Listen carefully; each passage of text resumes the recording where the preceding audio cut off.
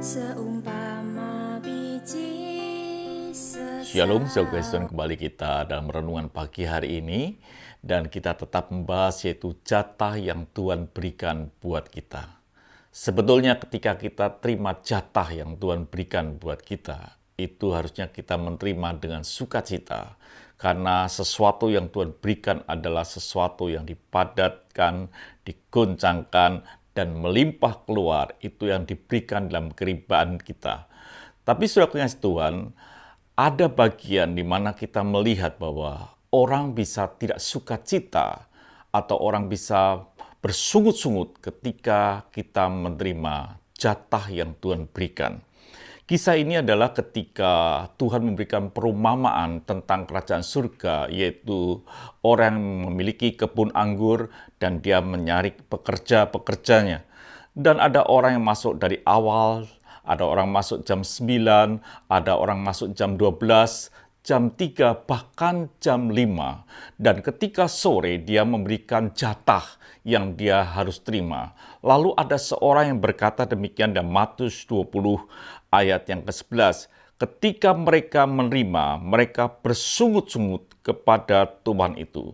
Mereka menerima jatahnya, tapi mereka bersungut-sungut kepada Tuhan yang memberi pekerjaan itu. Lalu ia berkata, kata mereka di ayat yang ke-12, katanya, mereka yang masuk terakhir ini hanya bekerja 1 jam, dan engkau menyamakan mereka dengan kami yang sehari suntuk bekerja berat dan menanggung panas terik matahari.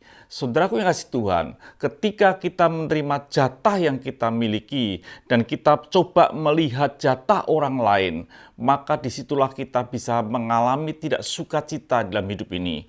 Kalau jatah orang lain mungkin lebih banyak dan jatah kita lebih sedikit, maka kita bisa juga tidak merasa tidak senang karena kita iri hati. Jadi saudaraku yang kasih Tuhan, bagaimana kita ini bisa menerima jatah yang Tuhan berikan pada kita dengan sukacita, dengan gembira, dengan puas.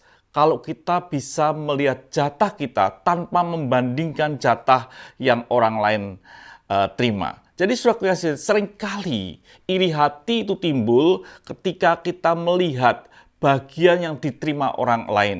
Kita pernah membaca atau kita merenungkan firman Tuhan tentang Saul dan Daud. Ketika orang bergembira berkata bahwa Daud mengalahkan berlaksa-laksa dan Saul beribu-ribu saja, maka hati daripada Saul menjadi iri, menjadi tidak senang.